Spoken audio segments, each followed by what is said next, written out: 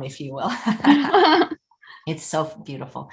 Well, hey everyone, and welcome to Chef AJ Live. I'm your host, Chef AJ. Oh, I'm so sorry when that happens. Welcome to Chef AJ Live. I'm your host, Chef AJ, and this is where I introduce you to amazing people like you who are doing great things in the world that I think you should know about.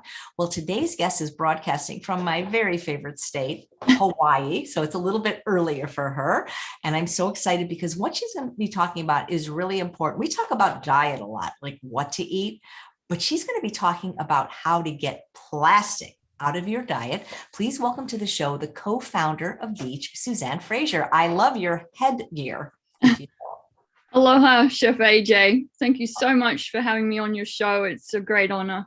Oh, well, thank you, because this is such an important topic. And I did watch one of your presentations and I thought, I always think I know everything or I know a lot. And then there were things you said like, shoot, I didn't even realize that. And I think you're going to blow a lot of people's mind when you talk about the ramifications of plastic. But first, I'd like to get to know you a little bit. You co-founded B.E.A.C.H, B-E-A.C.H, and I'm sure that's an acronym for something. Yes, it stands for Beach Environmental Awareness Campaign Hawaii. And we're an all-volunteer nonprofit founded in 2006, so 15 years ago. And the purpose of our organization is to bring awareness and solutions to plastic marine debris. Wow. What got you so passionate about that?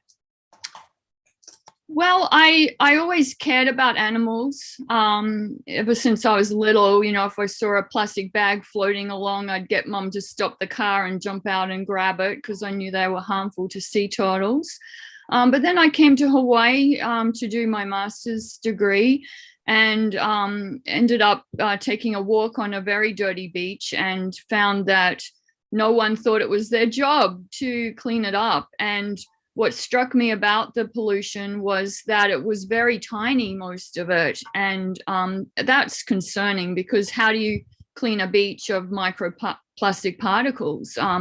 Also, some of the larger debris was very odd looking. I was looking at this basket, looked like a fishing basket, and I'm like, what's this doing in the middle of this beach, a long way from any houses or anything like that? And then there was some very odd looking round things, which I later on found out were pieces of buoy and cone things that are hagfish eel cones, and just very strange looking things. And so we started cleaning it up daily on our walks and tried to call different organizations and government departments to see whose job it was to keep the beach clean, and nobody thought it was their job. So rather than just start a cleanup organization, we started an organization that would bring both the awareness and the solutions through environmental education. So I've taught all ages from preschool 4-year-olds up to senior citizens and everyone in between. We also do plastic reduction, litter prevention, where we're actually taking action to bring forth new bills that will ban plastics and smoking and so on, and also give people the tools to take action on their own, like reusable bags, reusable utensil sets, and so on.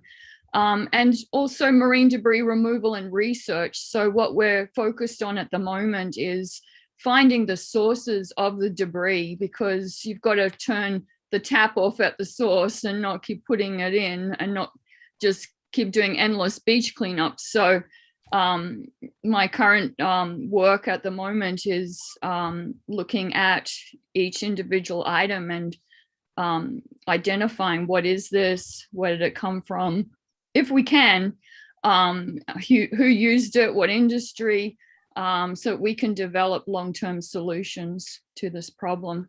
So it's really more compassion. That's what I tell people. Is that it's not really a passion. I hate marine debris. It makes me sick. Literally, like I've been on beaches where I'm just about to vomit because of the smell, the stench of the petrochemicals on the plastic. But I'm doing this because I really care about animals, and that's why I'm vegan, is to, I don't want to do any harm to other beings.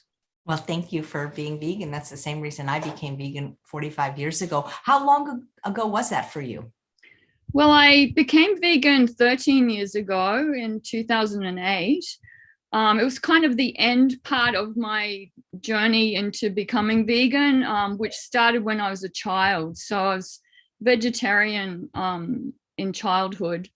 And then I think the last thing I cut out was dairy in 2008. So interesting that that's often the case, is dairy is the last thing to go, when many of the doctors say Yeah. that should be the first thing to go. Yeah. Yeah, that's really interesting how you talk about how nobody thought it was their job to, to clean the beach. It's kind of like what we're having now with global learning. Nobody thinks it's their job to protect the planet. Let somebody else do it. Exactly. And yet we're all responsible because we all use plastic. And I'm not here today to tell people don't use any plastic, because this whole plastic free idea is kind of unrealistic in today's world. I mean, we're talking right now using a computer, which has a whole bunch of plastic. People using a cell phone, plastic, car parts, plastic. There's lots of plastic in our lives, but there's also plastic that doesn't need to be in our lives that we can cut out, such as the disposable ones. Or when you have a choice, if there's a choice between a plastic item and a non-plastic item, it's really important to make that choice for a better planet. That's fantastic. Well, thank you for the work you're doing. I don't think people really think about the ramifications, and I get criticized a lot, even on my cooking show, because I do use plastic sometimes and maybe more often than I should. But, what is the alternative? Because you can't just go to the store and get food like this. I mean, I guess you could, but that'd be kind of inconvenient. You would need some kind of a bag, don't you? Oh, yes. Well, there's lots of choices. I mean, there's reusable bags, there's baskets. You could bring a backpack. You could bring something on wheels, like a trolley. There's just a lot of different alternatives to a plastic bag. And of course, we didn't even have them before the 1980s. There weren't even plastic shopping bags before that time. Wow. But it's done quite a bit of damage already. Yes, that's true. Well, I know that you have a presentation planned for us. If you'd like to start it, that'd be wonderful. Oh, great. Thank you. Yes. Just share my screen here. You might want to tell us what your crown is. You remind me the vegan Statue of Liberty. It's actually a lei po'o, and that is a Hawaiian, traditional Hawaiian lei, and it was made with two ingredients from our backyard.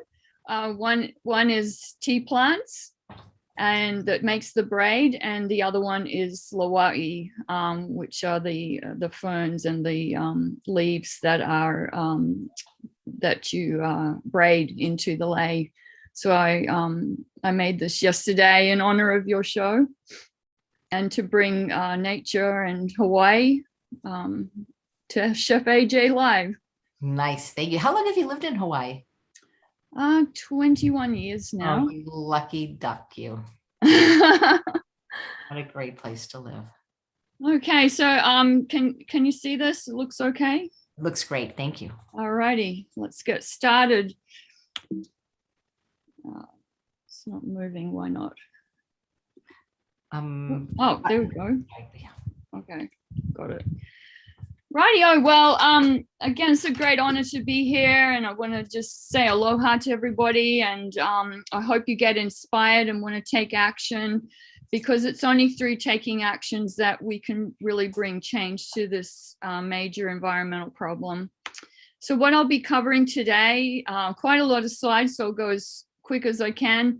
We're going to talk about plastic pollution of our planet and animal impacts, plastic chemicals and health implications, the migration of chemicals into food and drinks, pot filling, and more. The truth exposed. This really shocked me. A couple of years ago, I found out this information and knew that I needed to get it out to audiences everywhere, and had the opportunity to present about a month later at the Veg Fest here on Oahu. It's a big vegan festival. And they were the first people to learn about hot filling. And this was just 2 years ago. So, you know, this is very important information. We're also going to talk about persistent organic pollutants, or PUPs, why not to eat seafood, taking action, plastic reduction solutions, and then there'll be time left over, I hope, for discussion and questions and answers. So this is why the ocean needs our help. Marine debris is a massive environmental problem.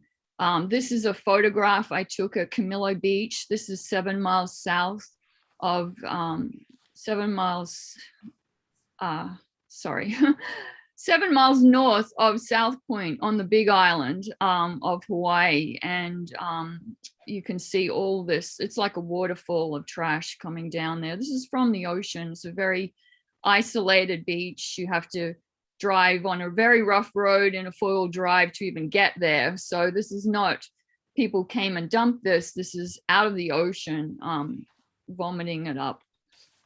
This is on the island that I live on, Kahuku. And again, I didn't pile this up, you know, the ocean piled this up. This is what came out of the ocean.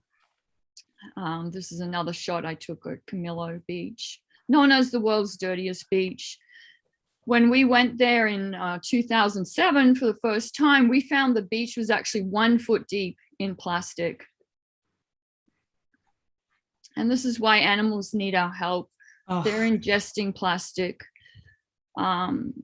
All sea turtle species, they eat jellyfish. And so a soft plastic like a balloon or a bag looks like food to them. And this is what we typically find, not the whole bag, but just the knot left over after marine life have eaten the rest. This is a lancet fish. Look how skinny and long this is. This is what was inside it. This great big piece of garbage bag, and that rope was in this skinny little fish. And this is the contents of a sea turtle. You can see that they eat a variety of different plastic things. Predominantly, they eat soft plastics like Ziploc bags and plastic wrap and that sort of a thing, but they also can eat hard plastic items as well. In Hawaii, scientists have found that 100% of Laysan and black-footed albatross chicks have ingested plastic. And how they know this, and this is in the northwestern Hawaiian Islands, is that they look at what's called the bolus, which is what a young bird throws up before they take flight for the first time. And all the boluses they examined had plastic inside of them. And what happens is that the parents take turns to fly up to the garbage patch and collect plastic for their chicks. And then they come back to land and regurgitate that. And then this is the result. So you've got dead fledgling on the left and all the plastic that one bird ate on the right-hand side. And you can see that there's over 100 pieces of plastic there, including plastic lighters, oyster spacers. They're from the oyster industry in Japan. You've got bottle caps, rings around bottle caps, and lots of broken pieces of plastic. And they're eating mainly red, yellow, brown colors that look like their food, which is squid eggs or fish eggs or squid. And here's another picture of another dead albatross with a lot of plastic caps in it. Again, you can see pink, red, orange, those bright colors. Airsoft pellets are also getting ingested by seabirds. They're bright colored and they're small little balls. And so Hawaii sits in the midst of the Great Pacific Garbage Patch. And I know how much your viewers like quizzes. So I'm going to give them a little quiz right now on how big is the garbage patch. A, the size of Texas. B, twice the size of Texas. Or C, twice the size of the US. I'm going to guess C. C is correct. So it is twice the size of the US, this whole area.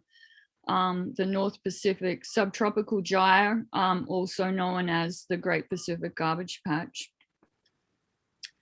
Now, I'm sure most people have heard about the garbage patch, and you would think that people would stop using as much plastic, right? Once people heard about this garbage patch. But unfortunately, it's just been increasing, not decreasing. And you can see from this graph that in the 1950s, there wasn't terribly much plastic being used, but by the 2015, there was 7 billion tons being produced.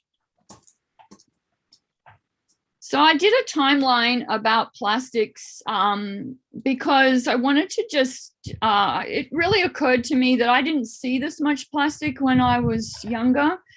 And so I did a timeline gathered from online sources just to find out, well, how long ago did this all start? Because we haven't always had plastic, and we don't have to keep using plastic. We can go back to what we were doing before. So in 1977, that's when plastic bottles were introduced for soda and other items. In 1970s, plastic straws came in. That was the late 1970s. 1980s, Burger King, then McDonald's switched to foam. In 1982 was when plastic checkout bags started. And by 1985, 75% of grocery stores had plastic checkout bags. In 1988 was when the resin identification code system was introduced. That's those triangles with the numbers in it. By the mid-90s, plastic microbeads were being added to personal care products. In 1994, Pepsi introduced Aquafina in plastic water bottles, and then Evian switched to it in 1995, and Coca-Cola created Dasani in 1999. So this is not that long ago that plastic water bottles started. In 2003, plastic airsoft pellets started being used in toy guns in the US. Also, Cascade introduced dishwashing pods. In 2004 was when PVC vinyl fences started being manufactured in the US. And just in 2012, Tide Pods for clothes washing was launched, which is what, just 9 years ago. And, as I said, why are we doing more plastic when we should be doing less plastic? This is an area on this island that used to be native plants, and this is what they did to it. They put in plastic grass, and it's now overgrown with weeds. And there's 9 places on our island that the council decided to put in plastic grass instead of nature. And here's some vinyl fences. They're just exploding all over this island. And in 10, 20 years, when they all wear out, they're going to the landfill because they're too toxic to burn at H power. So this is what's projected into the future, is that the plastic production is going to increase, not decrease, hugely. And this kind of looks like global warming, this graph. And we can't let this happen. This is just going to be detrimental. I mean, we're already in a crisis, and this is going to make things worse. And what's going on is that oil companies are eyeing plastic because of all the electric car use. They're now planning to ramp up plastic production and create more factories and all of that. So, it's so important that we all take action now. I feel that as vegans, it's not just about what we eat and what we wear, but it's also about what we support and what industries we're supporting, because the plastics industry is doing so much harm to animals and our environment and our own health and future generations. So we can't let this happen. And why? Because plastic lasts forever. That's how long we're stuck with plastic for. It doesn't do magical things. It doesn't biodegrade. It doesn't dissolve. It doesn't disappear somehow. It just fragments. It breaks up into smaller and smaller and smaller pieces. It photodegrades, but it does not biodegrade. We're stuck with it forever. And this is a very common sight. This is what I saw on that first walk where I was telling you how I got involved in this, was white and blue plastic fragments on the shorelines is such a common sight now on many of the windward side beaches of the Hawaiian Island chain. And here's some more photos of the same thing. This is fragments in the water at Hanauma Bay, which is a marine preserve. So it shouldn't have all this pollution, but this is coming from the garbage patch. And this is my hand covered in plastic and the water sample that we got from Hanauma Bay. And there's coral and fish and marine life there. I don't know how they deal with all that plastic. But at least the science is catching up with the problem. And you might have heard about how people are eating a credit card of plastic a week. And this is the information here from World Wildlife Fund's report in June 2019, that an average person could be ingesting 5 grams of plastic every week. And this is how they might be ingesting it, is 1,769 pieces of plastic in their drinking water. That includes both tap and bottled water. If they're eating shellfish, that's 182 pieces, beer 10, and salt 11. This study of bottled water, they tested 259 individual bottles from 11 brands in 9 countries, and found that 93% of bottled water showed some sign of microplastic contamination, with an average of 325 microplastic particles per liter. In this study from 2018, looking at tap water, beer, and sea salt, they tested 159 samples of globally sourced tap water, 12 brands of beer, 12 brands of salt, sea salt that was. And of the tap water samples analyzed, 81% were found to contain particles, and debris was found in each brand of beer and salt, indicating the average person ingests over 5,800 particles of synthetic debris from these 3 sources annually, with the largest contribution coming from tap water at 88%. This is a map of the average percentage of tap water samples containing plastic fibers throughout the world, and the US comes in second. So Lebanon at 98% and the US at 94.4%. And this study in 2019 was quite shocking. They looked at tea bags and found that a single plastic tea bag at brewing temperature released 11.6 billion microplastic particles and 3.1 billion nanoplastic particles into the water. And these levels were thousands of times higher than those reported previously in any other foods. And tea, I mean, it used to come, I mean, some still does, but it used to come in a paper bag and a, paper packet. I was so surprised on a plane trip one time when I was offered one of these plastic tea bags, and luckily I didn't use it, but that's just so shocking. And this is what the industry has to say. Plastics, an important part of a healthy diet. You could think of it as the 6th food group. This is the American, what's this say? American Plastics Council ad in National Geographic. And here's some more greenwashing here by the plastics industry. This says, when disposed of properly, single-use plastic products often have a smaller environmental footprint than reusable items. And there's quite a few problems with this ad here. And one of them is that forks, are they single-use? No, they're not.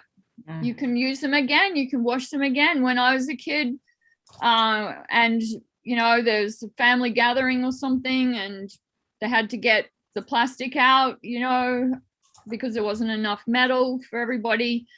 All of that went to the kitchen to be washed and cleaned and reused. Same with any plastic cups for parties and so on. But there's a lot of, I don't know if you call it brainwashing or greenwashing, but saying that plastic bags and plastic cups and plastic utensils and so on are single use is just wrong. And what it's doing is it's encouraging people to think wastefully and act wastefully. And people just didn't do that in the past. You know, people were concerned about cost, you know, about not being wasteful, and they were concerned about not making unnecessary waste as well. So plastic is so widespread that they're even finding it in very isolated areas, such as the top of the mountains in France and in the Arctic and Antarctic. And they have found that pollutants can travel through the atmosphere. So not only is plastic made from oil, which is a non-renewable fossil fuel that took millions of years to form, and so that's wasteful enough, but also it's made with a bunch of chemicals. There's pretty much no plastic item that doesn't have something in the way of a chemical in it. And those chemicals can include antimony, vinyl chloride, styrene, bisphenols, they make plastic hard, xylates, they make plastic soft, or flame retardants. So these chemicals are being added to make the plastic do things like be hard, be soft, be durable, be flame retardant. That's why they're adding the chemicals. So one of the items I'm going to be speaking with you about today are these clear plastic bottles. They have the #1 symbol on them, and that stands for polyethylene terephthalate ethylene, or PET, P-E-T-E for short. And this container contains the chemical antimony, which is the suspected carcinogen or cancer-causing substance.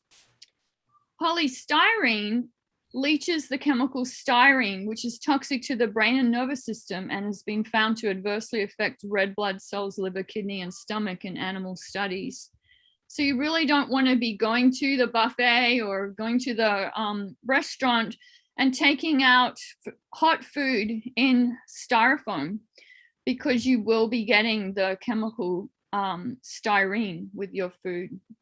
And same for drinks, like you don't want to put hot coffee into a styrofoam cup.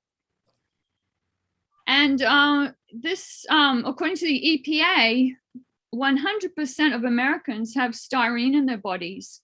And the styrene content in food is mainly caused by migration from polystyrene foam containers into food. Higher fat content, temperature, and acidity facilitate the migration and subsequently stores in human fat tissue. And then #7, plastic. This one is used for other.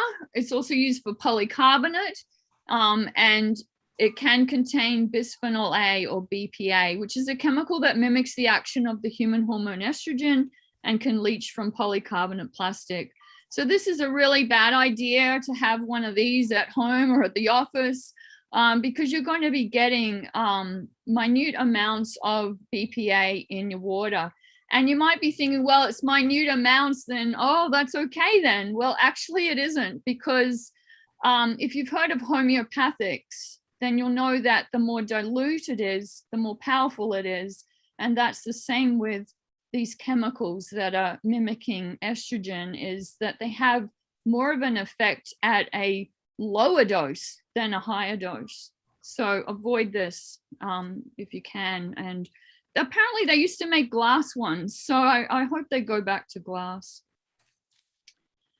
In this study by the National Center for Environmental Health, they measured BPA and found that in 394 adults in the US in the urine, and found that 95% of the samples tested positive for BPA.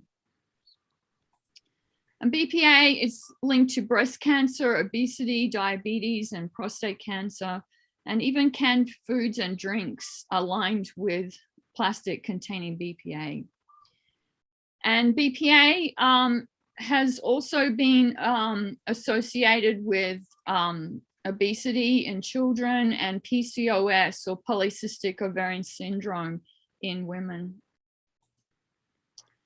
Now, you might be thinking, well, my plastic water bottle or my whatever it is says that it's BPA free. Well, unfortunately, they've now started substituting one type of bisphenol for at least there's about 20 other types being used currently.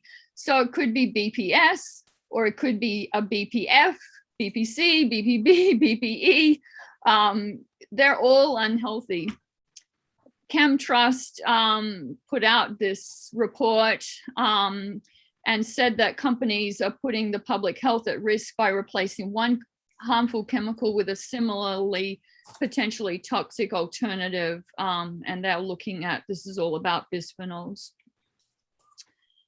In this study in 2019, they looked at BPA, BPS, and BPF, and they detected those three.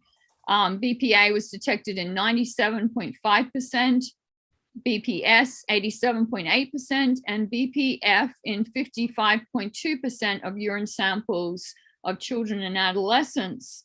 And they had, their results suggested that the BPA substitute chemicals are correlated with obesity in children. So sometimes people say that there's a safe plastic, like supposedly number 5 was considered safe, you know, food grade safe plastic. Well, a study came out in July 2011 by Yang et al., and they found that all numbers of plastic from 1 to 7, including BPA-free plastic, leach chemicals having estrogenic activity, or EA. In other words, there's no safe plastic. And just quickly about the endocrine system, it's a series of glands that produce hormones, including the pituitary, thyroid, adrenal, and reproductive glands. And these hormones regulate various functions such as metabolism, sleep, growth, development, and reproduction, influencing almost every cell, organ, and function in our bodies. And therefore, endocrine disruptors are chemicals that interfere with the hormonal or endocrine system, mimicking naturally occurring hormones such as estrogen, interfering with or blocking natural hormones from being made or functioning. And these fake chemicals can bind to receptors within cells, blocking the real hormones from binding, therefore stopping normal signals from occurring, and the body fails to respond. In other words, we don't want estrogenic activity going on because it's wreaking havoc in our bodies. And it can affect the brain, nervous system, immune system, thyroid metabolism, adrenal glands, sex hormones, reproduction, and sex ratio balance, resulting in heart conditions, thyroid conditions, prostate and breast cancer, obesity, diabetes, lower sperm count, feminization of male species in fish, amphibians, reptiles, birds, and mammals, masculinization of females, and triggering autoimmune diseases. So since the 1970s, there's been a downward trend in sperm counts by more than 52% from 1970s to 2010. And as I was mentioning before, hormones have very powerful effects at very low doses of parts per trillion. And endocrine disruptors can be just as powerful as natural hormones at parts per billion and parts per trillion. So what causes chemicals to migrate from plastic into food and drink? Well, there's 4 different ways. One is every plastic item contains chemical additives that are physically there, but they're not chemically bound to the plastic. Therefore, the plastic has weak chemical bonds, allowing the migration. The second way is the food composition. So the more fat in the food, the higher the migration. Also, acidic foods and drinks cause higher migration as well. Time is a factor. How long has the food and drink been in contact with the container? The food closest to the expiration date has a larger amount of chemicals, and the package has the least. And heat. Heating plastic in the microwave is a really big no-no, all right? Also leaving plastic in the sun due to UV light. And this is how, you know, many things travel. In Hawaii, we get pretty much most things on a vessels, you know, on boats. So it's in a hot shipping container, it's outside on the dock, then it's on a truck in the sun, and then it's sitting outside the store, and then finally they put it in like the cold area of Costco, and you get your bottle and you think, oh, well, my bottle never got hot. Well, it got hot many, many different times along the way. But these are not the only ways that the plastic gets hot. Let's take a look at this whole thing about hot filling. And you might remember that I was telling you about PET bottles or PET bottles, the ones that leach the chemical antimony. Well, what they're doing with those bottles, like these, this is Gatorade, and there you've got tomato ketchup and juices and honey and so on. What they're doing with all of these clear bottles is that they're hot filling them. And that means that they're heating up the bottle to a temperature of 90 to 95 degrees Celsius. What did I write down? How much that is in Fahrenheit? Oh, 194 degrees Fahrenheit. And what they actually do is they then lay the bottle there on its side so that the cap can get the liquid as well. So they're using the heated up liquid to sterilize both the bottle and the cap. And the cap is made of another type of plastic. So you've got the bottle is number 1 and the cap is like 2 or 4 or 5. So you're also getting the chemicals from the cap as well. These are the kinds of items that are being hot filled: fruit and vegetable juices, flavored waters, isotonic beverages, honey and nectars, ready to drink teas, marinades, soups, spreads, also mayonnaise, pasta sauce, jams. And hot filling is also used for products that are acidic. Examples of foods that work, they're saying that work well for hot filling include soda. I'm not saying it works well, but they are. Include sodas, vinegar-based sauces, sports drinks, and juices. And this is just appalling that they're doing this. This is so shocking when I found out about this, what they're doing. And with sodas, they can't actually hot fill those because they'll explode. So what they do with the sodas is they spray them hot from the outside.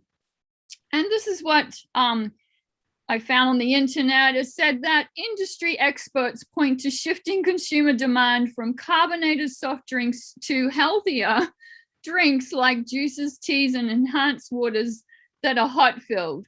I would hardly agree that they're healthier when they're being hot filled. I mean, you're more likely to get antimony, that cancer causing substance.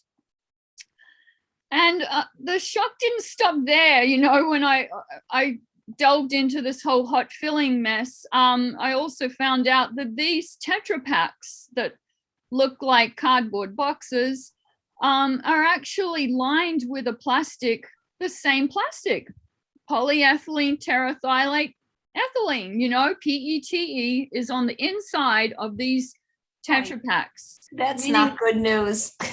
No, it isn't, right? Because a lot of us vegans buy this stuff, right? In our household, we had soup in Tetra Pak, we had almond milk, we had coconut water. You know, I mean, when I've been presenting this talk to vegans all over Hawaii, and there was lots of shock in the audience when I put this up on the screen, because many of us have been buying this. And this is what it looks like. It has Tetra Pak on the bottom. I mean, who knew that it was lined with the same plastic as a water bottle? And it's being hot filled. So it's the same thing, you know, it's being heated to a high temperature to sterilize it, I guess. So we don't buy these anymore. And then the other item I wanted to talk about today regarding this whole heat situation and food are packets, so soft packets. So as I said earlier, phthalates make plastic soft. So this packet here, it says non-GMO, gluten-free, plant-based, soy-free. Let's take a look at this one. It's USDA organic. It says certified gluten-free, vegan, and so on. And so it looks like you're eating healthy. But what's actually going on is that the food is, if it's being cooked, baked, roasted, or heated in any way, it's put into the packet hot or warm, allowing those phthalate chemicals to leach from the packet into the food. So we're talking about chips, roasted nuts, granola, snacks, cookies, all those sorts of things. So it's probably another reason why not to buy packaged food, right? And here's a video that went viral. One of the employees showed how the mac and cheese was being prepared, and they actually dunked a plastic bag filled with frozen cheese and noodles into hot water, and then they cut it open and pour it into the plate. And I've shown this to some, various interns and young people that we work with who have jobs as waiters and waitresses, and they weren't surprised. They said this is going on all the time in the restaurants they work in. And it says here that it's common at Starbucks, Taco Bell, and so on. This is how they're doing single servings, is putting the whole plastic bag with the item into the hot water. I mean, that's just awful. Again, a plastic bag is going to leach phthalates. So they've actually found that people dining out have a 35 to 55% higher phthalate levels than people eating food prepared at home. And children and teens are getting even more phthalates than adults. And I already mentioned that these chemicals make plastic soft and pliable and are found in soft food packages, including for baby food. So this is a really bad idea for babies, is to give them, it's basically a phthalate pop that they're sucking on. Just totally horrifying that that's even allowed. And phthalates' health effects, it causes endocrine problems, reproductive issues, affects fetal development, causes obesity, affects neurodevelopment, causes cancer, diabetes, and allergic diseases and immune system problems. So you just really don't want to be exposing yourself or your children to phthalates. And you might be thinking, well, how's this allowed? Like, doesn't the government protect us? Surely if it's on the shelf, that means it's safe and somebody tested it and it's allowed and all of that. Well, actually, there's 84,000 chemicals on the market and only 1% have been tested for safety. And exposures are starting in the womb to these toxic chemicals. And what happens is that the firstborn child gets 50% of the body burden of toxic chemicals from their mother. That's one of the ways the mother gets rid of half her body burden of chemicals, is passing it on to the firstborn child. And that causes major issues later in life. They become more susceptible to diseases.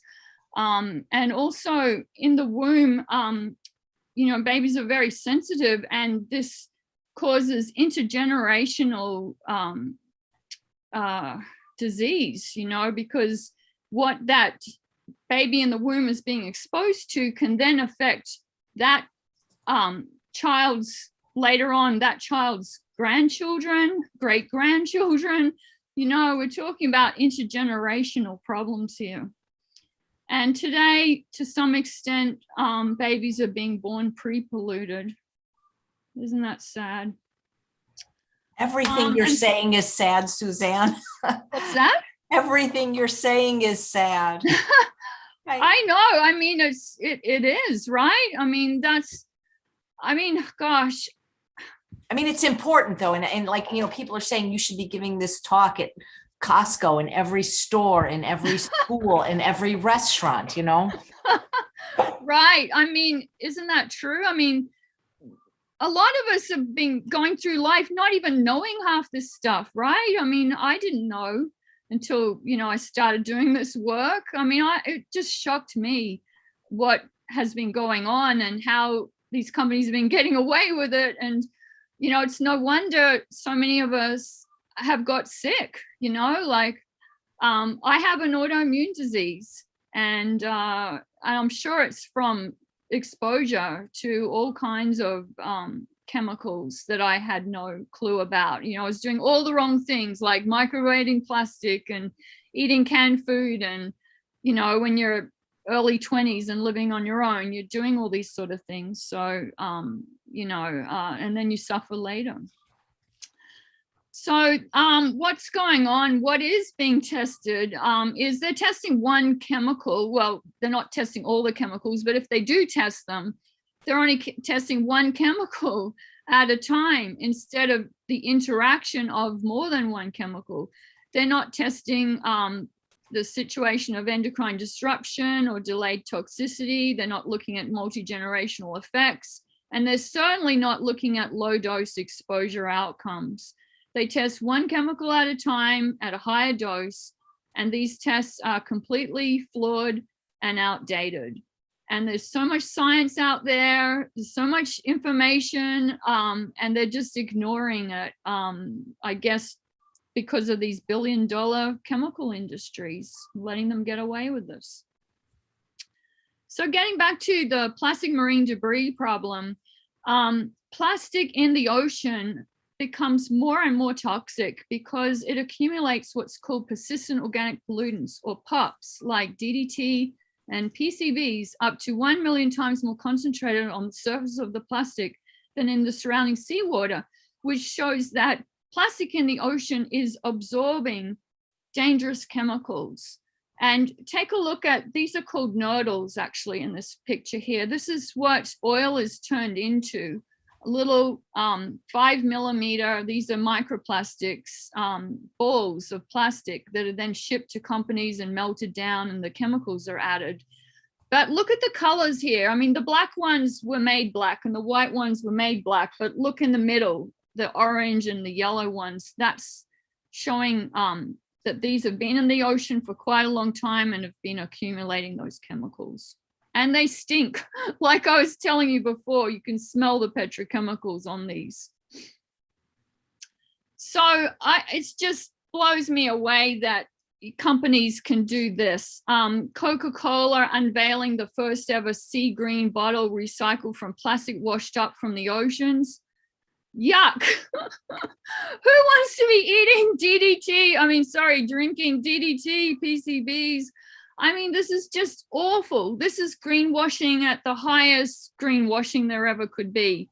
All these companies that are getting on board of, oh, I'm using recycled plastic from the ocean in my product. And I sat down with one of these companies and said, look, we'll give you plastic that's never been in the ocean, that's been from consumers that we cleaned and all that. Can you please use that instead? And they're like, no. And I said, why not? Because it doesn't have a story. It's all marketing. They want to be able to say, oh, this was a plastic bottle in the ocean, and now look what we did to it. We turned it into a skateboard or clothing or sunglasses or shoes or whatever it is. Please don't buy these products. Please don't support this, because it's not helping cleaning up the ocean at all. It's causing more harm than good, and it's harming you as well. So don't fall for this greenwashing tactic of ocean plastic recycling. So this is a big health issue. It's an environmental issue. It's a health issue for both us and the animals. This whole marine debris situation. And the reason is because PCBs, DDT, DDE, BPA, phthalates from plastic bioaccumulate in the fatty tissues of fish, amphibians, reptiles, birds, and mammals, causing endocrine disruption. And humans, seals, dolphins, whales, etc., are at the top of the food chain and have the highest levels of endocrine disruptors in their fatty tissues. And here's the evidence. Bottles. These are bottles we've collected off the shoreline. Look at the bite marks from the fish trying to eat them. And these are lanternfish. These are the most common fish in the open ocean. And these are little fish that bigger fish eat, like tuna. And here's one cut open, and you can see the plastic in it. Algalita Marine Research Foundation got 600 fish out of the garbage patch, opened them up, and in 35% of the fish, they contained up to 25 pieces of plastic per fish. In this study from 2018, they looked at 233 fish from 7 different species, and 73% of all fish contain plastic, with one species having the highest ingestion rate of 100%. So all the fish in that species ingested plastic. And in Hawaii, they found that even baby fish are eating plastic, and they're eating the tiny pieces of plastic that you can't even see with your eye.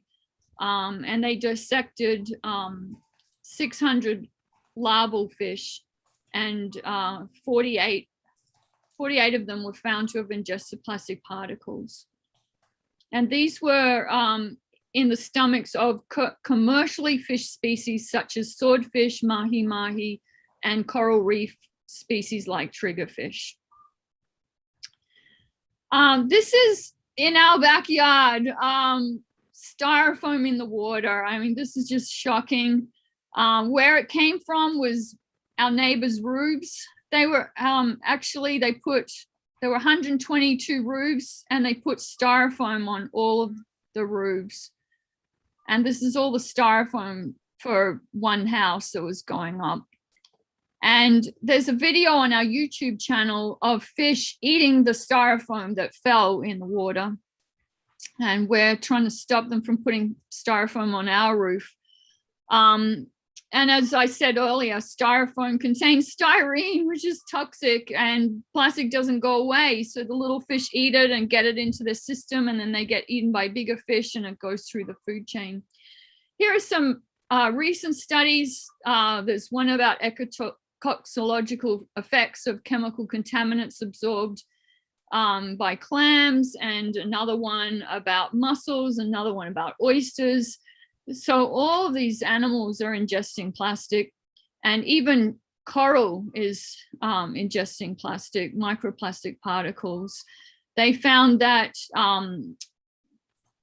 that microplastics were being indiscriminately eaten by the coral.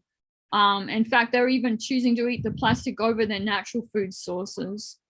And it's not good for their health. It can lead to illness and death.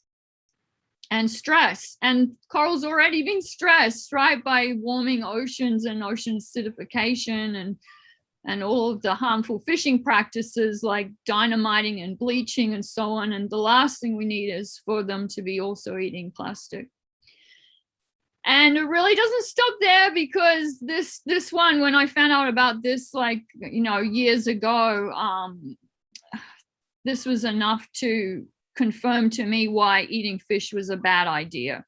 And that's because they have proven and found that the base of the food chain, which is plankton, is eating plastic. So there are plastic particles in the gut on the left-hand side. This is under a microscope. And then on the right-hand side, these are the plastic particles in the fecal pellets. Now, you might think, oh, well, that's okay then, the plankton's okay, it pooped out the plastic, doesn't matter. Well, actually, it's the chemical contamination that matters. It's not the hard piece of plastic. So when you if you were to buy a piece of fish or capture a fish, and I don't recommend, of course, but if you were to open it up and see no plastic and think, well, this is safe, that's not true. Because you would actually need to do chemical analysis on the tissues of the fish to see if it contains chemicals. And I would say highly likely it does, because if plankton's eating plastic, those chemicals are going throughout the whole food chain.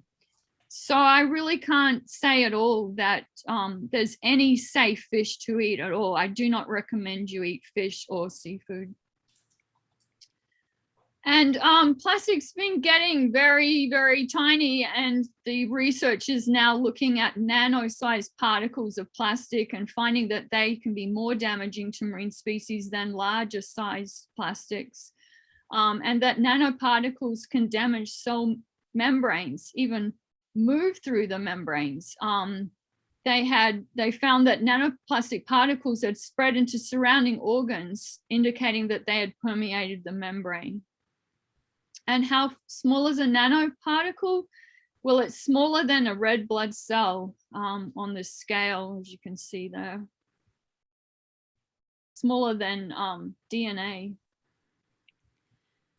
And nanoplastic particles, parts of the gut can allow uptake of particles which can pass through the gut into the blood, causing chronic exposure to nanoplastic particles alters the gut villi, causing leaky gut syndrome. And these nanoplastic particles can also alter iron absorption and the uptake of other nutrients.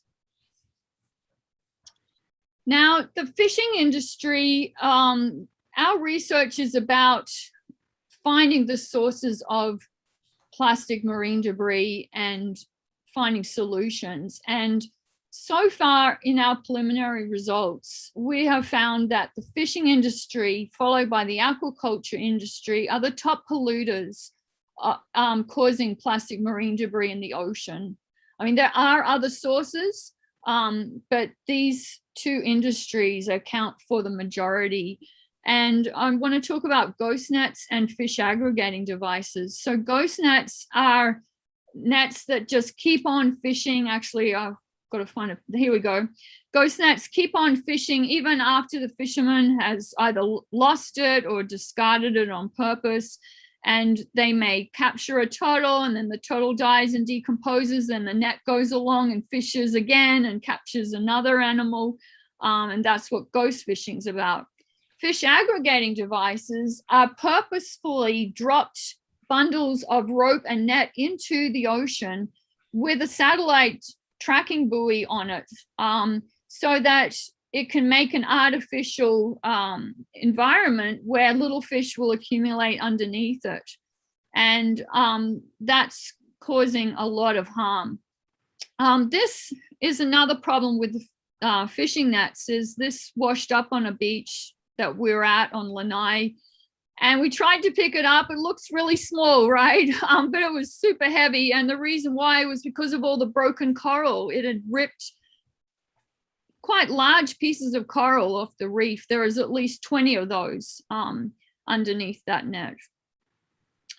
And here's coral that grew on a net. Sometimes it grows in the wrong place, and then of course the net washes ashore, or the item washes ashore, and the coral dies. Here's a sea turtle entangled in a ghost net. And here's on the right-hand side, you can see an endangered Hawaiian monk seal caught in a fishing net. On that particular day, a diver was there, and the monk seal got released, but the very same monk seal got entangled in another net on another day and drowned. On the left-hand side is another monk seal, and this one's caught in an eel cone from the hagfish industry, the aquaculture industry, which mainly supplies Korea. Underwater is very dangerous for air-breathing animals such as humpback whales and dolphins and sea turtles and so on, because they need to be able to surface to breathe. So if they're entangled in fishing gear and they can't get to the surface, they're going to suffocate and die. And sometimes the rope or whatever it is can get around their neck, and as they grow, they get bigger, but the plastic rope and net gets tighter and strangles them. This is an animal, this is a Hawaiian monk seal again, that we helped to rescue. It's entangled here in a piece of rope. And we called NOAA, and they came and released the animal, luckily, and she survived. This is a lace and albatross entangled in monofilament or fishing line. Fishing line can actually sever off flippers and beaks and so on. It's very dangerous and harmful. And here's a shark entangle. Wouldn't want to untangle that, would you? Or this, a jellyfish. So I want to get to solutions because I know this has been probably a hard presentation to see because it is very distressing. And I want you guys to know that there's so much you can do to help. And it's really important that everybody takes action and takes action today. Like, please don't wait. Like, pick one of the solutions or come up with your own solution. But please make a commitment and put it in the chat. You know, what are you going to do to make a difference? Because we can all do something new to make a difference. And I don't want you to feel overwhelmed, like that you have to do 30 different things today, but just pick one thing that you're going to do. And I'll really look forward to seeing those in the chat box. So here's one you can do. Avoid all plastic cans and Tetra Packs for food and drink wherever possible. Obviously, you can't always, but if you can just stop buying Tetra Packs, that will make a giant difference. I mean, if there's 5,000 people watching this this presentation and 5,000 people stop using Tetra Packs and tell 5,000 other people to stop using Tetra Packs, I mean, I think these companies are going to start taking notice that their bottom line is dropping, right? Because you can vote with your dollars. That is a really effective way of bringing about change. Here's some safer choices for food and drink. So for reusable containers, I recommend glass, porcelain, ceramic, and stainless steel. For disposable, bamboo, clay-coated paper, 100% compostable, and palm leaf plates. Choose fresh food, not canned food, and don't heat plastic in the microwave. Never buy or use these. This is another easy one to do. Black plastic. This one even says, what does it say? Made with love, 100% recycled, number 5 plastic. Okay, now why?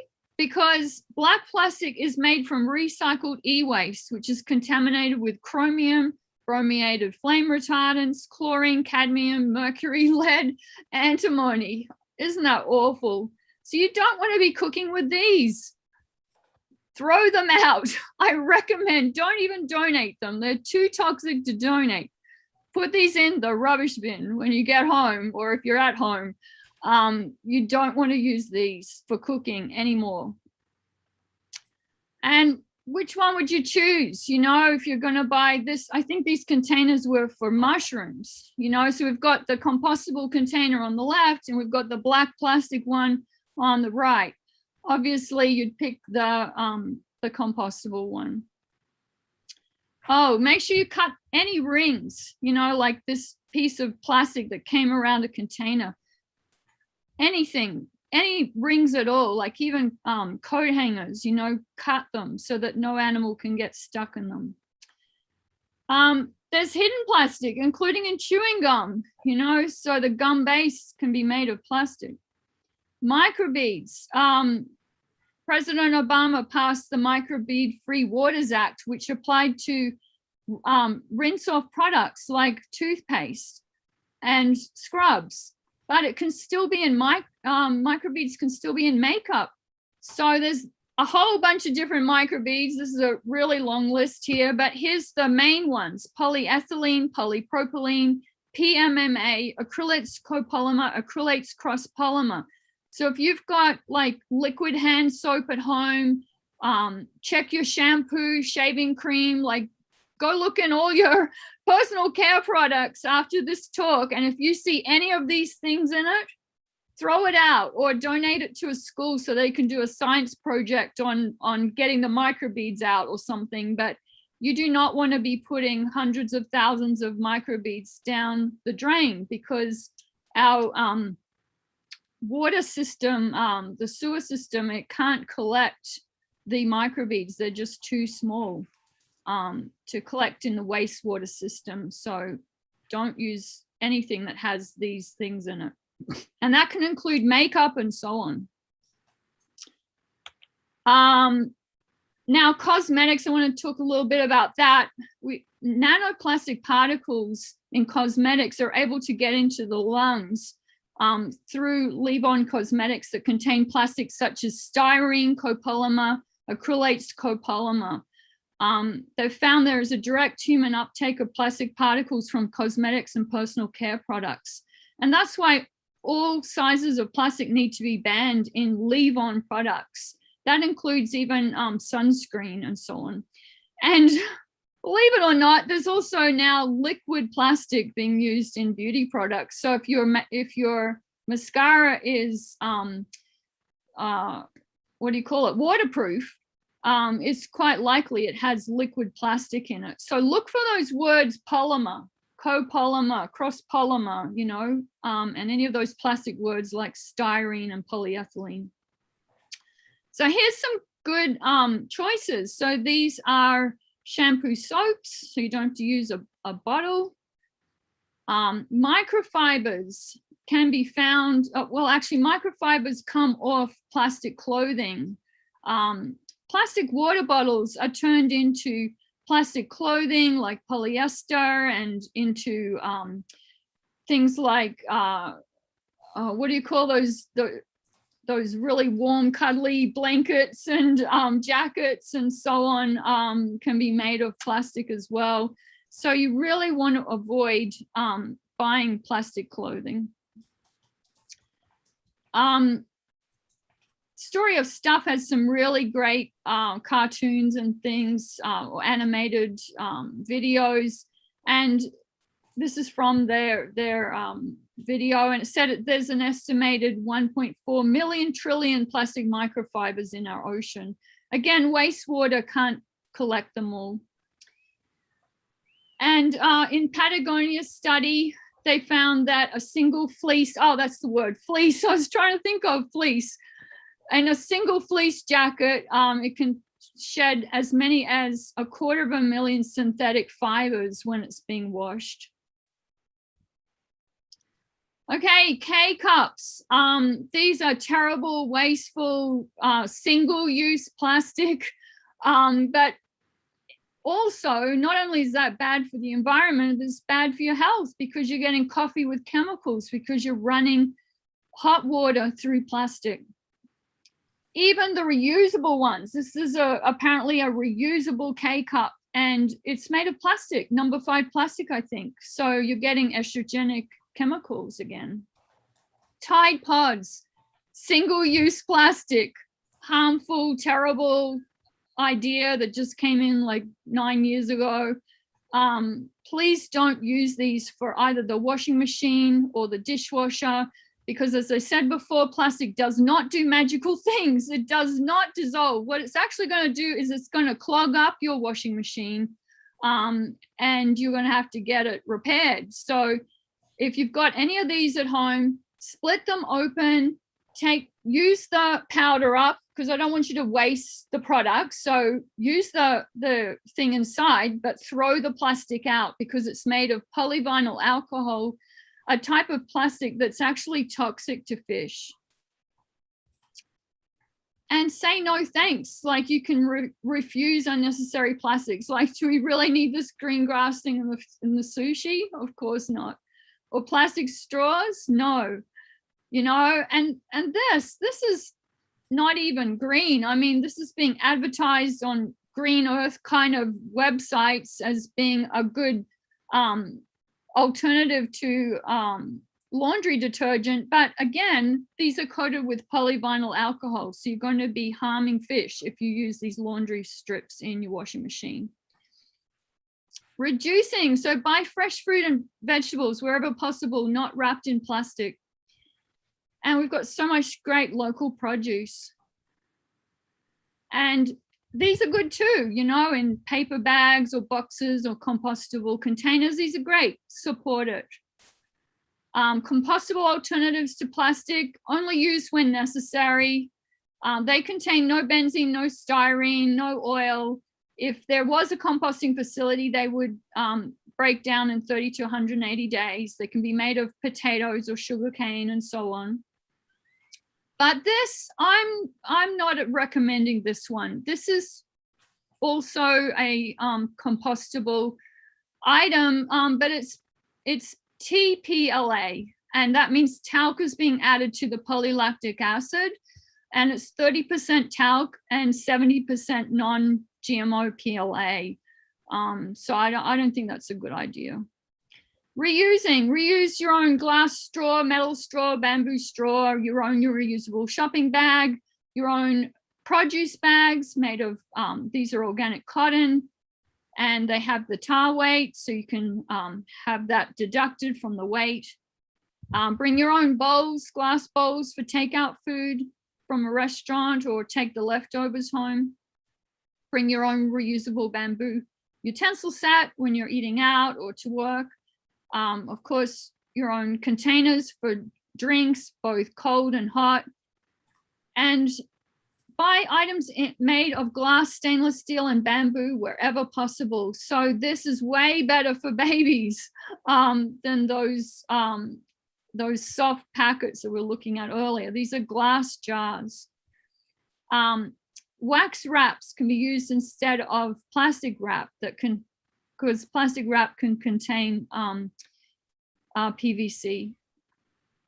Dishwashing box. This is a vegan dishwashing block that you can use to clean dishes with instead of using a bottle with liquid soap in it. And this is a better alternative to those black plastic things. This is bamboo.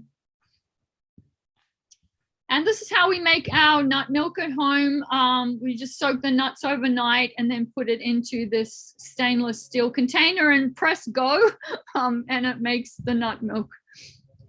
And this is I don't drink coffee, but my partner does, and he uses a stainless steel coffee filter. So I suggest that along with reusing, reducing, and refusing, that it's time to redirect our support and vote with your dollars. What products and industries as a vegan do you support?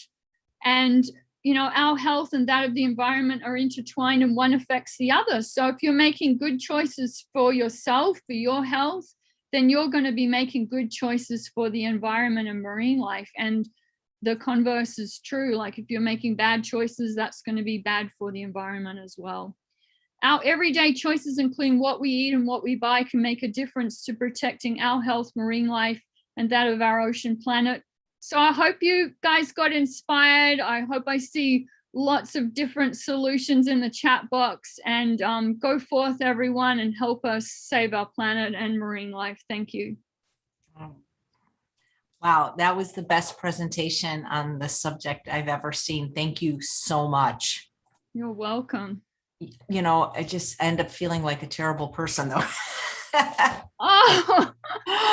Oh my God, even being vegan for 45 years, I realize there's more that that we all can do. And guys, do as Suzanne said, everybody type in the chat one thing. We're not asking you to get rid of every piece of plastic that you use. We're not asking you to get rid of your phone, but what's one thing y'all can do today, starting today, so we can reduce the use of plastic? So there have been lots of questions in the chat. Do you have time for them, Suzanne? Yes, sure. I'd love to answer them.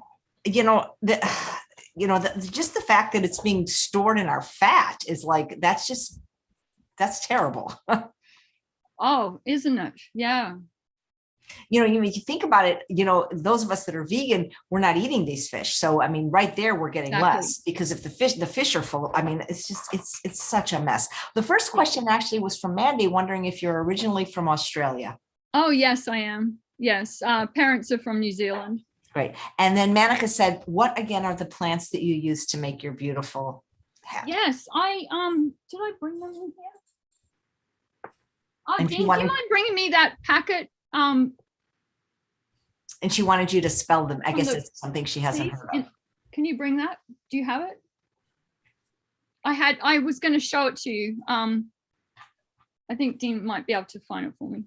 Okay, great. Well, we'll come back to that. And, one of the things you didn't mention, but people were typing in the chat, these aren't necessarily plastics, but, cruise ships dump everything in the ocean and medical waste. Like, what about that? Oh, I know. That's just appalling, isn't it? But how is this allowed? This is what I don't understand. Like, why? Not that it's not okay, but why is it even allowed? Aren't there government agencies that care about this and monitor this? Well, exactly. The MARPOL Act came in the 1970s, and that act is supposed to ban the dumping of plastic overboard. But what's been going on is that cruise ships, military ships, freight ships, fishing vessels, and so on, once they get out into the ocean, they're just treating it like a giant dumping ground, and they're not complying to the MARPOL Act. And then, of course, they're so far from land that there's nobody overseeing what they're doing, and they're getting away with this. And this is one of the issues that we're looking at as to how to bring solutions to this problem, is that this whole dumping at sea thing has to stop. And, we've had eyewitnesses tell us that they were on a cruise ship or they're even on a military ship, and they were given garbage detail. Like a guy on a military ship told me he had garbage detail to dump the plastic bags overboard, or that they were torpedoed out the torpedo tubes. We've had witnesses tell us that they were on cruise ships and saw them dump the plastic overboard after midnight when they thought no one was around. So illegal activity is going on. So actually, I have those things here with me now. Sorry about that. These are the leaves. This is the Hawaii plant. And this is some torn up tea leaf strips. So you get 3 of these and braid them, and then you tear off the leaves and braid them into the lei. Could you spell the first plant's name, Lauahi? Oh, Lauahi. Let me write it down first so I can get it right. I believe it's spelled Lauae. Great, thank you. So is there such a thing as biodegradable plastic bags? No, that's a whole greenwashing situation. We actually got biodegradable plastic bags banned here in Hawaii. Our organization took the lead in that bill. What was going on was that one of the health food stores here was putting out bags that said 100% biodegradable on them, and they contained, we had it tested, we sent it away to California and had it tested in a lab, and it came back as like something like 99% number 2 plastic, and 1% was like potato starch. ECM was the biofilm that was being used in it. And what happens is that the starch breaks down and biodegrades, and then it looks like the bag is biodegrading, but what it's doing, it's just fragmenting into thousands of pieces of plastic. And ECM was taken to court by the FTC and found guilty of false and misleading advertising. So California took the great step of banning the word biodegradable on all plastic items. So is that the case? I think you're in California, right? Do you see anything plastic with the word biodegradable on it? I don't, not that I think of, but you blew me away with those plant milks in boxes. Is there any box product we can buy, or is it all off the table? All off the table. If it's a Tetra Pak, don't buy that anymore. And it will say Tetra Pak on the bottom if it's a Tetra Pak. Yes. That's like everything. Well, I need to watch more of your videos, because we used to buy soup all the time. So I need to learn how to make my own vegetable soup. But we're making our own nut milk now, which is good. Yeah. But we were buying that stuff for years. Yeah. So what about picking up our dog's poop? We have to do that by law. I mean, it's not feasible to go on a hike and carry, a shovel. Right. So we get that question all the time. And there are so many products that come in plastic. Even our newspaper, like, I don't know why, because they could just roll it up, throughout my childhood, the newspaper always came just rolled up with a rubber band on it or something, but they put it in sometimes 2 plastic bags.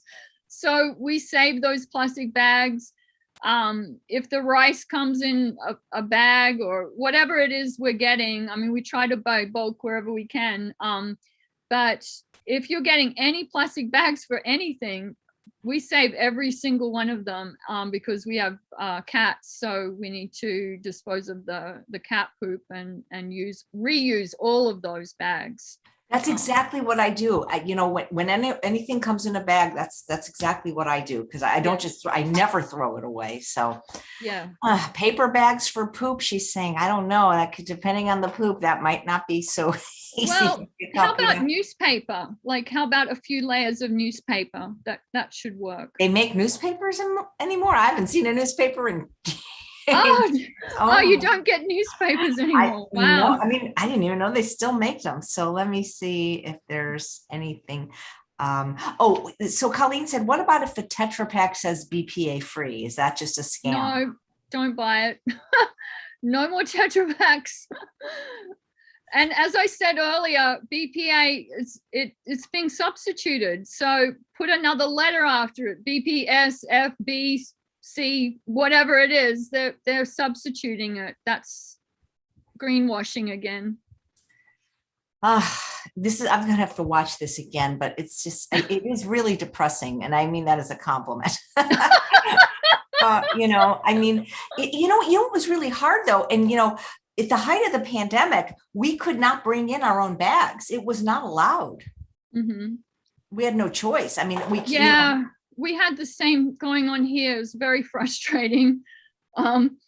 So we've got a lot of extra bags, you know, but just don't throw them out. Reuse, you know, as much as you can.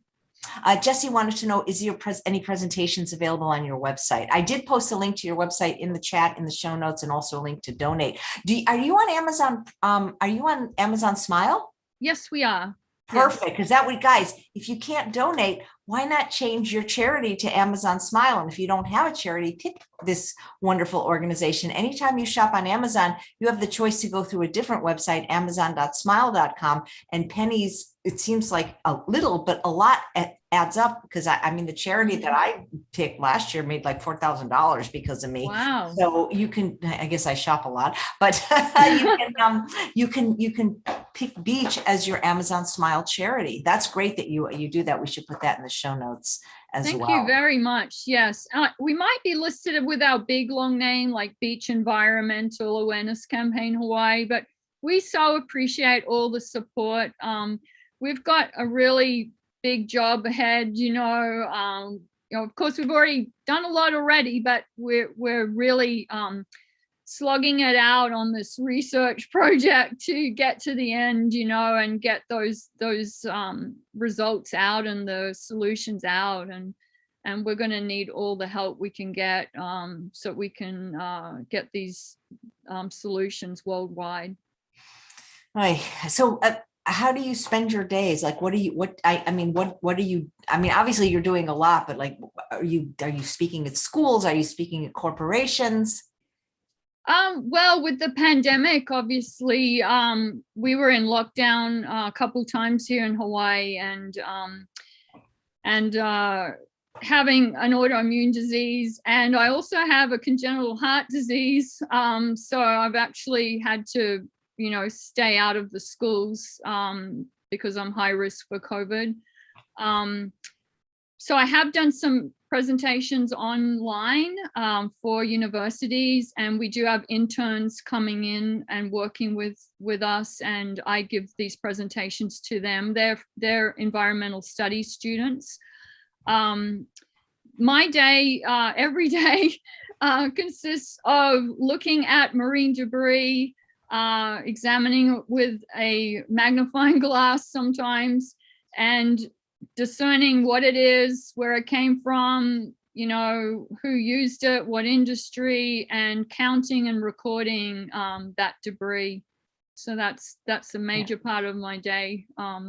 Well, this is one of the most important shows that we've done, and I've never said this before, but I'm saying it now. And with your permission, anytime a guest is on the show, I always write them an email and thank them, and they offer them 2 free bottles of California balsamic vinegar, which unfortunately comes in plastic. However, we do reuse them. But the point I'm trying to make is I always say to the guests, would you like a copy of your broadcast? And if they say yes, I just download it and email to them. With your permission, I would like to give this broadcast to anybody that wants it, that will share it, that will put it on their YouTube channel.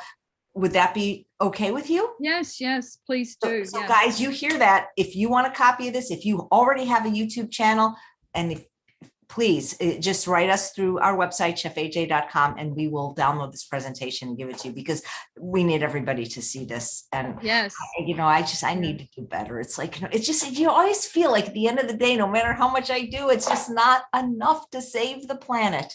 Yes. Do Save you the think animals. do you think the vinegar maker could switch the bottles over to glass? He's almost always watching, and I can ask him. He actually, it comes in a glass bottle, but the travel bottles have to be in plastic so people can get them through get them through TSA, I'm pretty sure, but we can ask him. But you don't, anyway. So, everyone's saying they're going to share. She's amazing. So, yeah. Thank you. That's so nice. Thank you so much for having me. I mean, really, it was really, really quite a pleasure and an honor. And this is really important. Let's see. Okay, I just saw a question. I was going to let you go, but Jessie says, do you think it's helpful at all to continue to recycle given its current problems? Well, depends what you're recycling.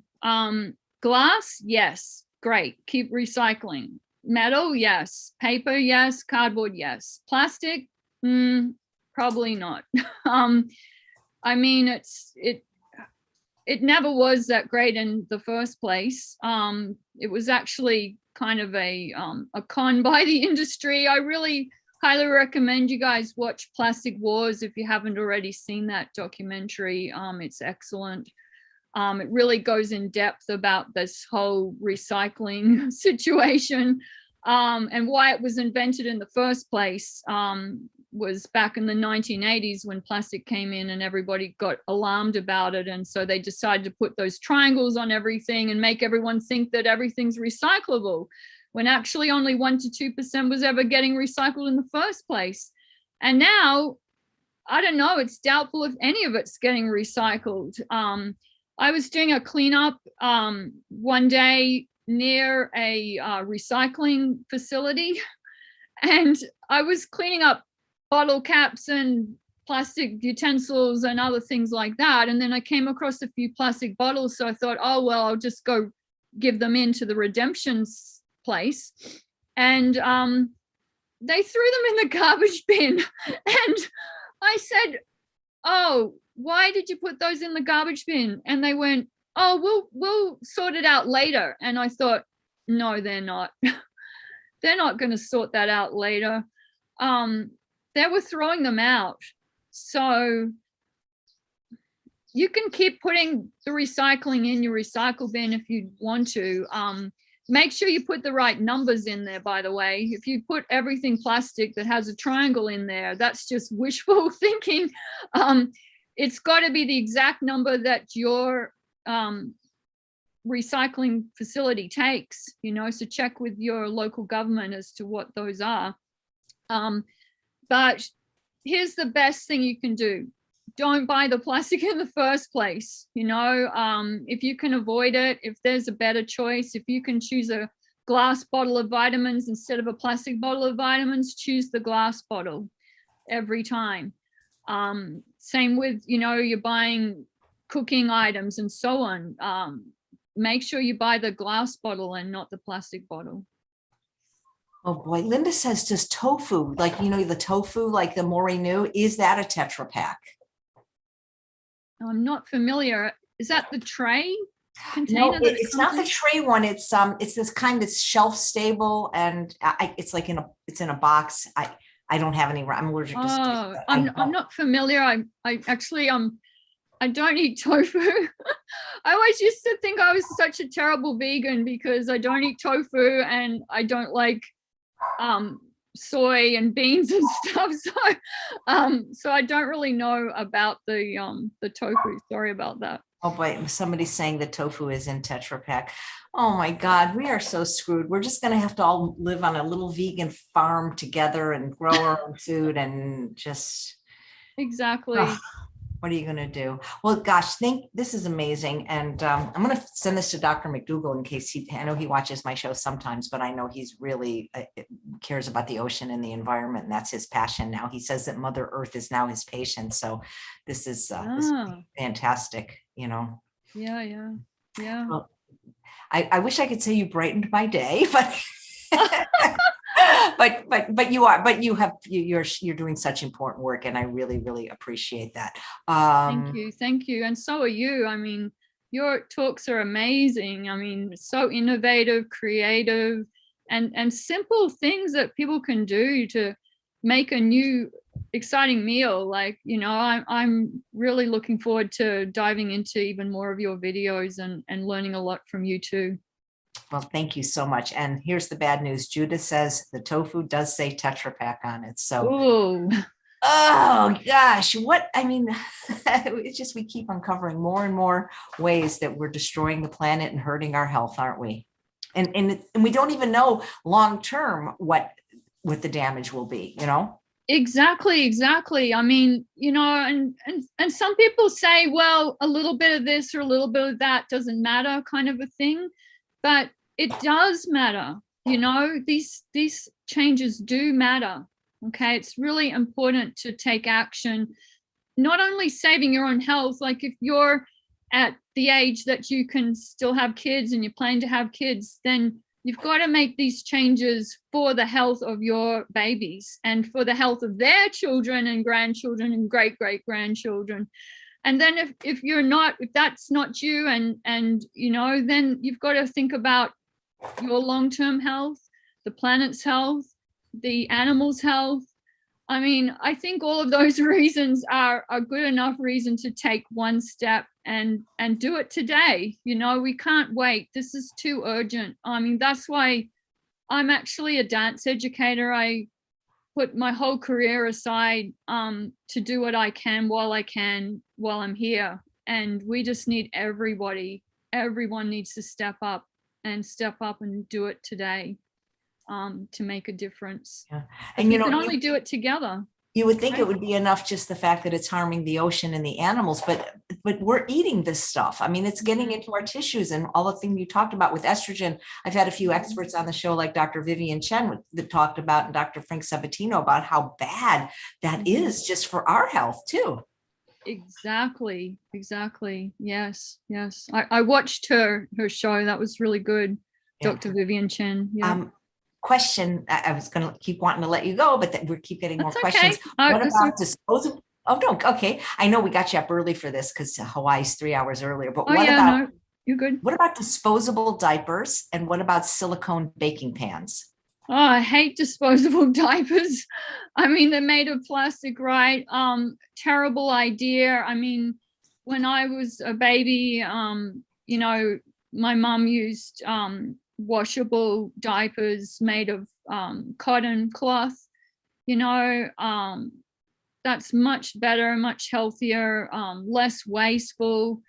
You know, choose the better alternative wherever you can and wherever it's available. And you know, as I said, we need to go back to things we're doing before in the past, before we had this giant problem of a garbage patch.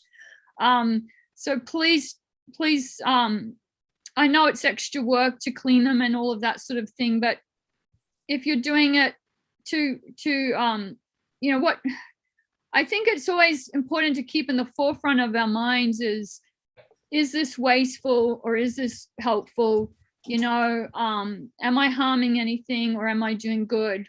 And I think in that way, you don't really mind washing the diapers because then, you know, you feel good about it because you feel like you are doing something to save the planet, and you really are. Yeah, well, you are definitely doing something. Thank you. The silicone, did you say baking pan? Yeah, do you know what those are there? So, because a lot of the people that are in the health space of veganism don't use oil, and these are baking pans that you don't have to grease, and they. Oh, okay. I've never seen one.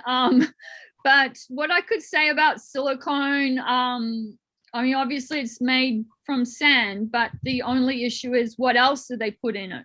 Because sometimes there's additional additives.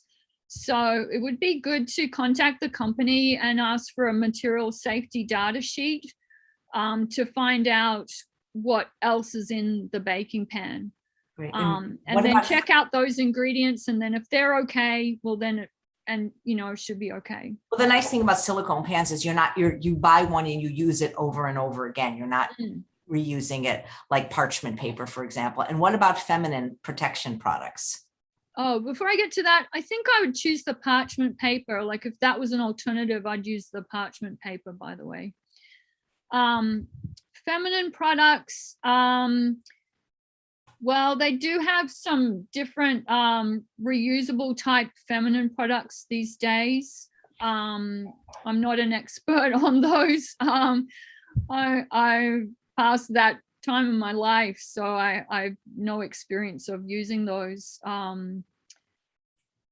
But apparently, according to some of the 20-year-olds that we work with, they recommend some of those alternative products that you can reuse and wash and so on. Great. Well, thank you so much. Is there a number we can call if we see cruise ships dumping? Wow. You mean if you're taking a cruise? I would guess, but cruises are not environmentally. I mean, I don't want to say anything bad because I've spoken on the vegan cruise, but cruises are not really an environmentally friendly way to travel. No, it isn't at all. I would really love the photos. Like, if someone sees that going on, please take photos and video and send it to us. That would really help, because when you're trying to get something done, you need evidence all the time, whether we have to collect the evidence off the shoreline, or we have to take the photos or the video. But if you see that going on, the first step would be get the footage of it, get it to an organization like ours, and then we'll find out who we need to contact to do something about that, because it's illegal. Like, they're not allowed to do that. Yeah. Thank you, Suzanne. You're doing wonderful work. Oh, thank you. Yeah. And thanks all of you for watching another episode of Chef AJ Live. Please come back in about an hour and 15 minutes. We have another show today featuring another person who's doing wonderful work, Dr. Neil Barnard and Dr. George Guthrie, and they're going to be talking about their new film, Plantwise. Take care, Suzanne. It was a pleasure. Aloha.